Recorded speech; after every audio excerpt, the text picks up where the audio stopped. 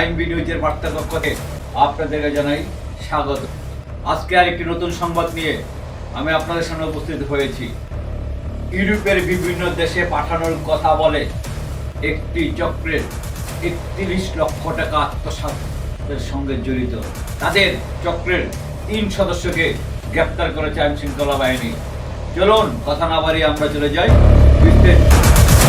Croatia, Portugal, Italy ও Serbia সহ ইউরোপের বিভিন্ন দেশে চাকরি ও স্টুডেন্ট ভিসার প্রলোভন দেখিয়ে কোটি কোটি টাকা হাতিয়ে নেওয়া একটি প্রতারক চক্রের মূল হোতা সহ 3 সদস্যকে গ্রেপ্তার করেছে র্যাপিড অ্যাকশন ব্যাটালিয়ন র্যাব 4।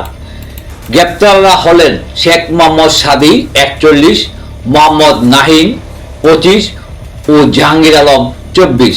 তাদের কাছ থেকে প্রতারণার কাজে ব্যবহৃত বিভিন্ন আলামত জব্দ করা হয়েছে। মঙ্গলবার 9 জুন দুপুরে রাজধানীর মিরপুর পাইকপাড়ায় র্যাব 4 কার্যালয়ে আয়োজিত সংবাদ সম্মেলনে এইসব তথ্য জানান র্যাব 4 সদর কোম্পানির কমান্ডার মেজর শেখ আরমান হোসেন হৃদয়।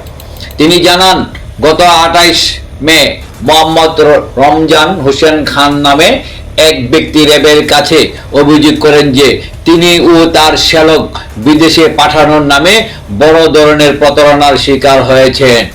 এই ঘটনায় রাজধানীর উত্তর পশ্চিম থানায় একটি মামলা দায়ের করা হয়।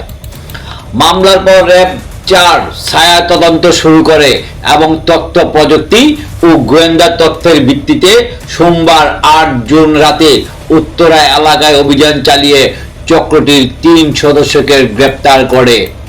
মেজর শেখ আরমান হোসেন হৃদয় বলেন, গ্রেপ্তার Sheikh Mohammad Sadi, Jahara Sadi ticketing and traveling ও JS education and immigration service নামে প্রতিষ্ঠানের মাধ্যমে ইউরোপে বৈধভাবে লোক পাঠানোর দাবি করতেন। তার সহযোগীদের সঙ্গে মিলে তিনি বিভিন্ন ব্যক্তিকে ক্রোয়েশিয়া, পর্তুগাল, ইটালি ও সার্বিয়া সহ ইউরোপের উন্নত দেশে চাকরি ও বসবাসের সুযোগ করে দেওয়ার আশ্বাস দিতেন। তদন্তে জানা যায়, ভুক্তভোগীরা প্রথমে ক্রোয়েশিয়ার যাওয়ার বিষয়ে আগ্রহ দেখালেও চক্রটি তাদের ইটালিতে ওয়ার্ক পারমিট সহ পাঠানোর প্রস্তাব দেয়। এই জন্য জনপ্রতি 14 লাখ টাকা খরচ হবে বলে জানানো হয়।